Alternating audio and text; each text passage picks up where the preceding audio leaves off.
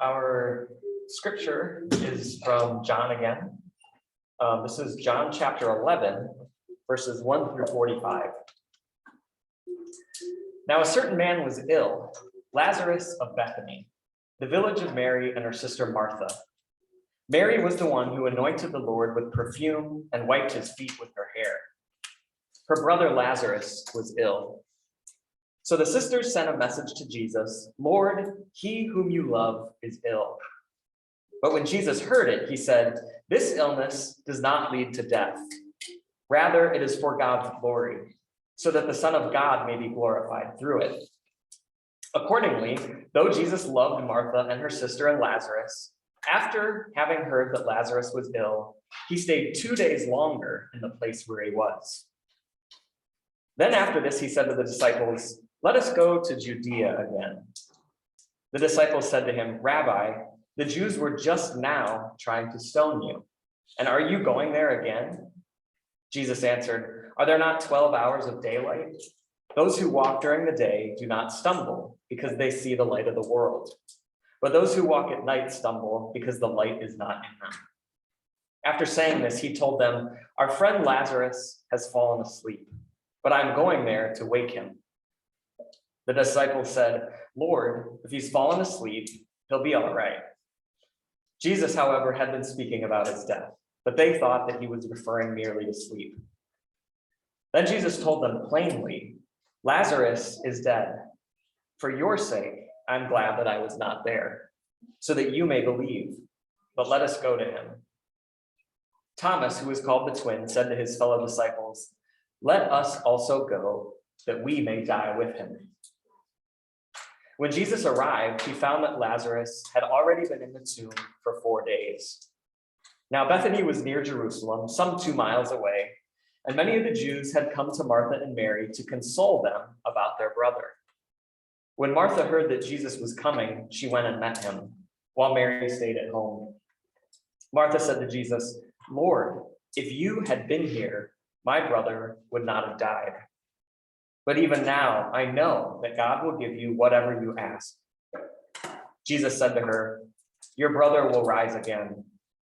Mary said, "I know that he will rise again in the resurrection on the last day." Jesus said, "I am the resurrection and the life. Those who believe in me, even though they die, will live. And everyone who lives and believes in me will never die.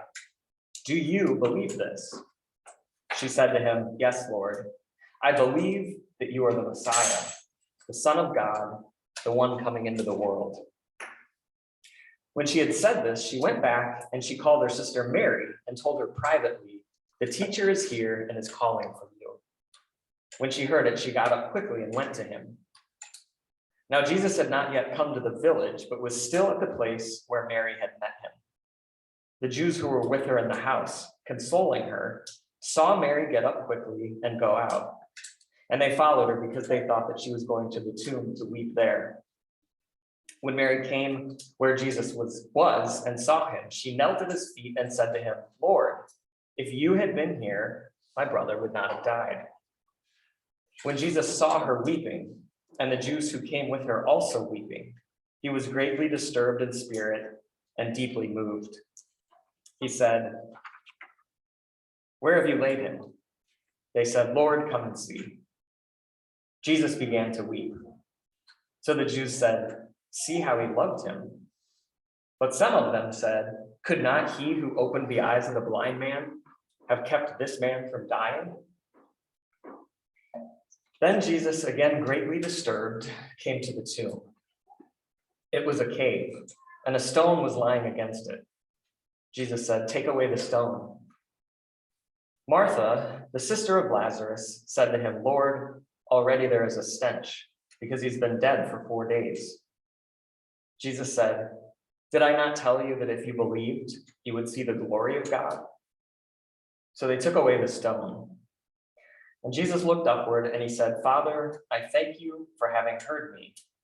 I know that you always hear me, but I have said this for the sake of the crowd standing here, so that they may believe that you sent me." When he said this, he cried with a loud voice, "Lazarus, come out."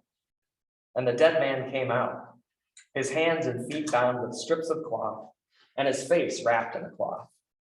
Jesus said to them, "Unbind him and let him go." Many of the Jews, therefore, who had come with Mary and had seen what Jesus did, believed in him.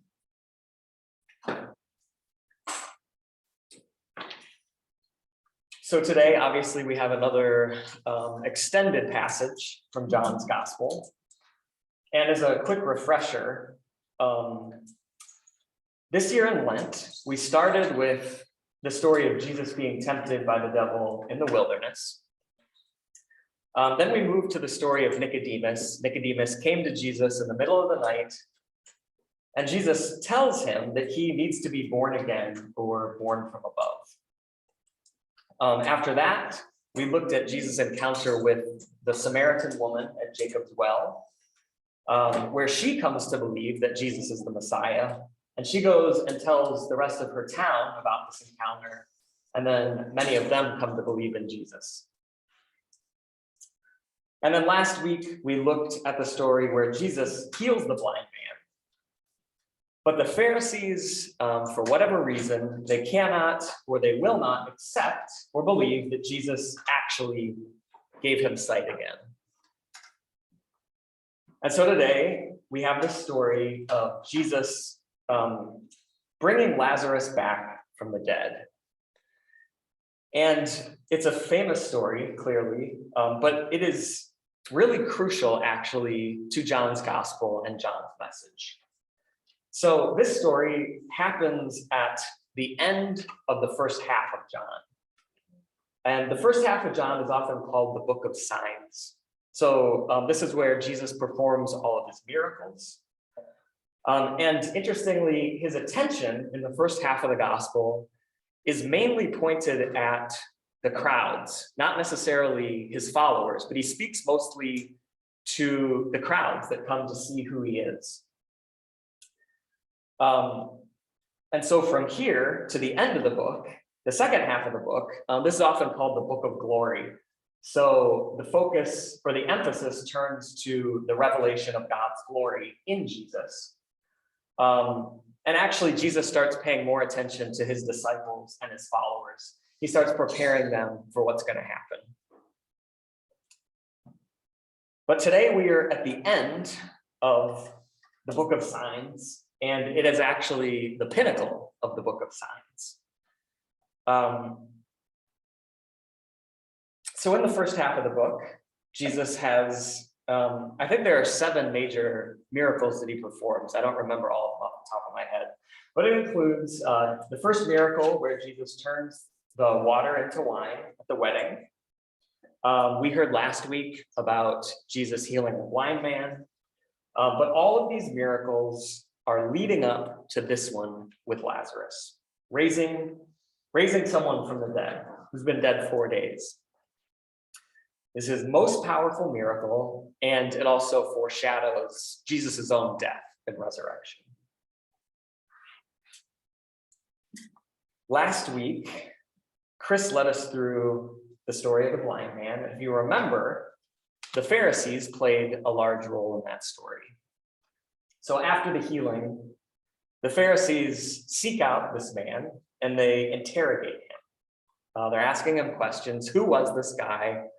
Were you actually blind, or is this all just a hoax? They even go find his parents to ask them if he was truly blind. And Chris kind of brought up the fact that the Pharisees seem to be looking for a reason not to believe that Jesus did this. And it seems like there's nothing that the blind man or Jesus can say or do that will persuade them that this actually happened.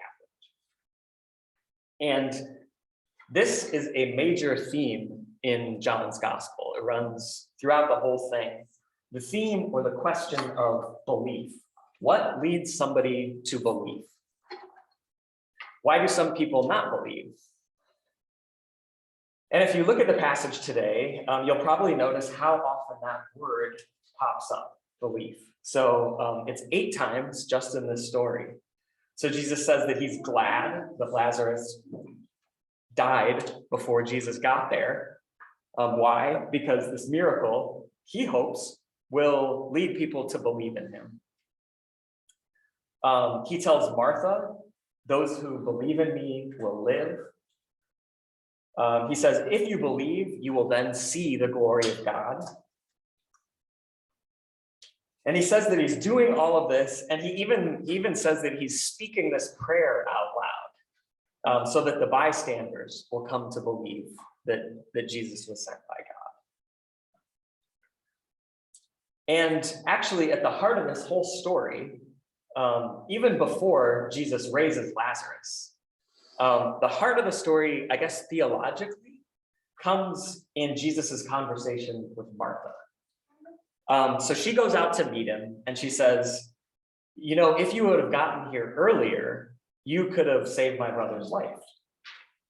And Jesus says, well, your brother's going to rise again. And Martha thinks that he's talking about the last day, the end of history, when the dead are resurrected. But Jesus answers, I am the resurrection, I am the life.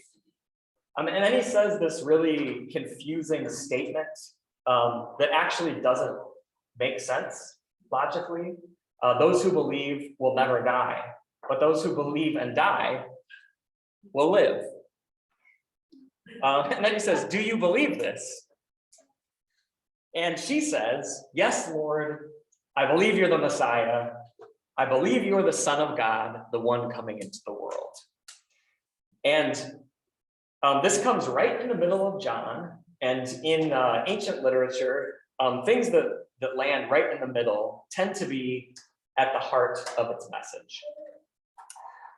And so this is actually the most complete and unambiguous confession of Jesus' identity that happens in the entire gospel.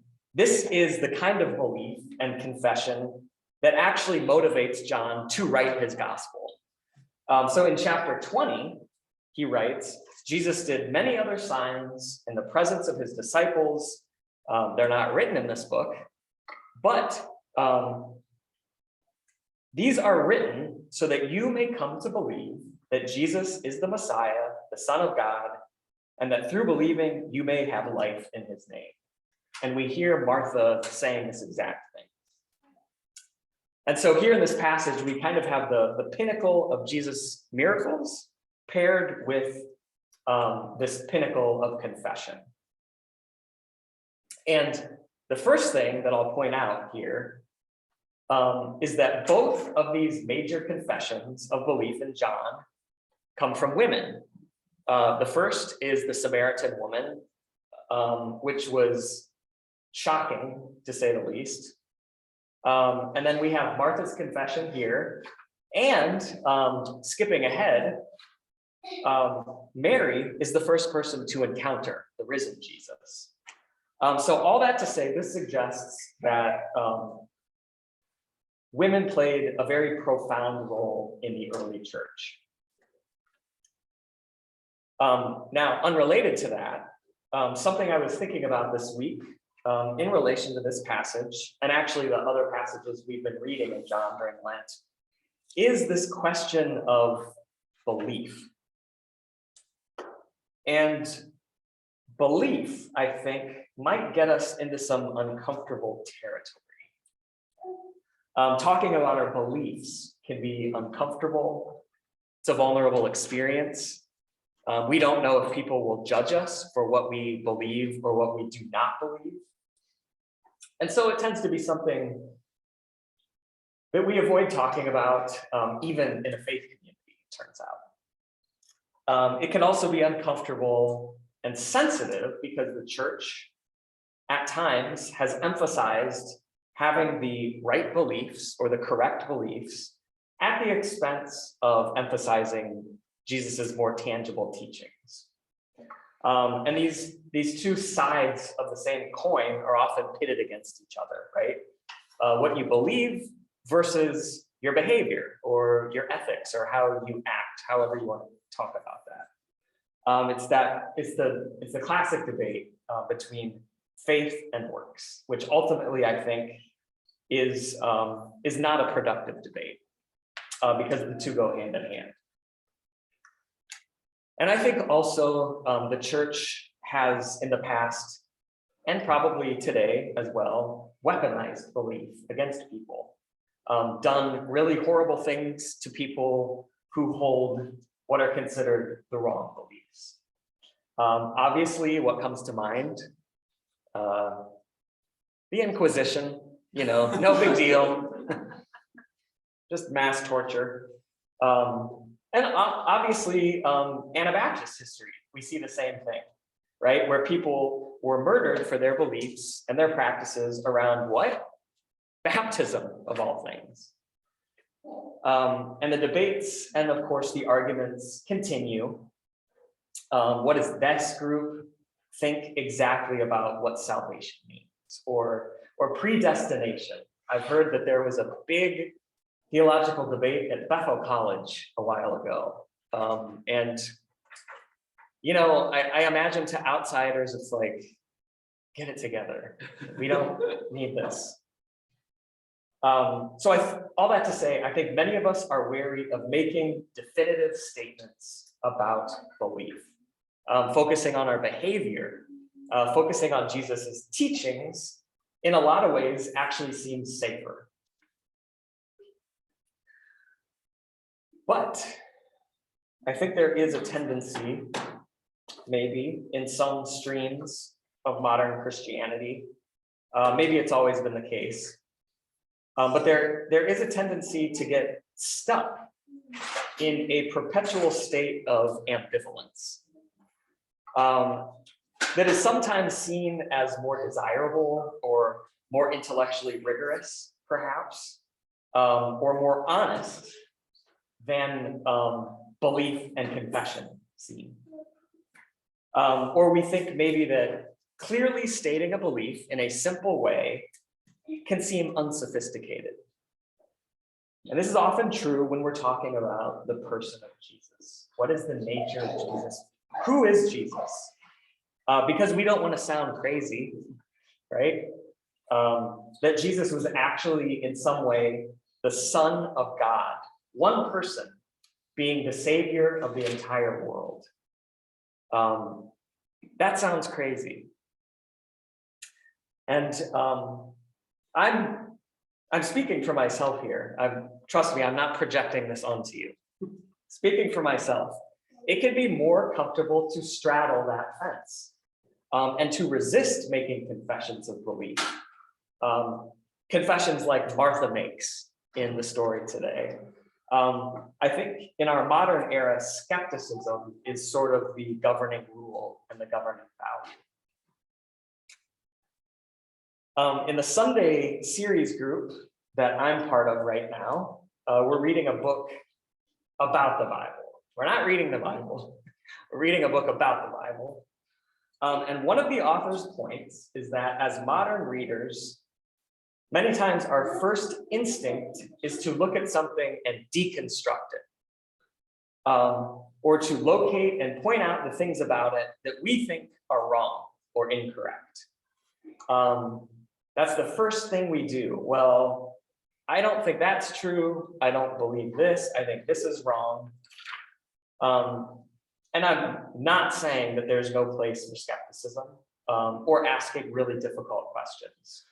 If we're doing that in good faith, it leads to strengthening our faith, I think. But I think sometimes we use skepticism and maybe we use criticism as a way of avoiding questions that God and the Bible might be asking of us. So this came up in our conversation today, actually. We like to put ourselves in the position of the questioner. We like to be the one asking the hard questions. We like to be the ones interrogating. It's nice being the one in power. But in John's gospel, Jesus is asking us a question. He's asking, what is your answer? Do you think that I am the Messiah? Do you believe that I am the Messiah, the Son of God, the one coming into the world? And there is a power in the simplicity of that question. And I think it takes a lot of humility to give a simple answer like Martha gives. I know that belief is something that shifts and it changes depending on a lot of factors. Our beliefs change, or we look at our beliefs in different ways in different stages of life. But I want to emphasize that in John's gospel, it is abundantly clear that the goal is not skepticism. Skepticism has its place, but the goal is more and more belief. That's the direction that we want to be moving and the direction that we want to be facing.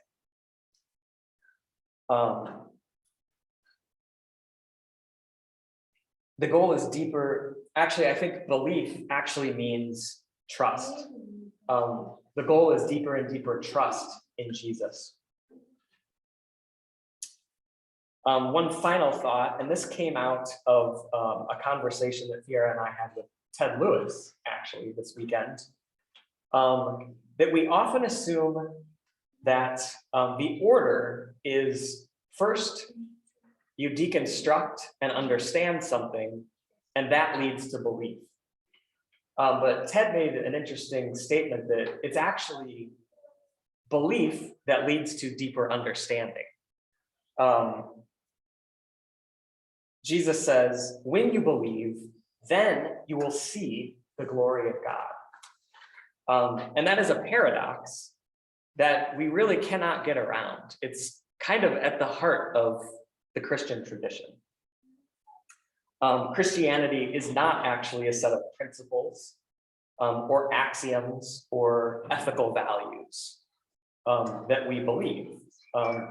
It is primarily about a relationship. It's the relationship between God and people, and Jesus and people, right? Jesus and God in the Bible are clearly looking for relationship. The way Jesus encourages belief in the Gospels, and especially in John, I think is really interesting, right? He doesn't do this primarily through argument.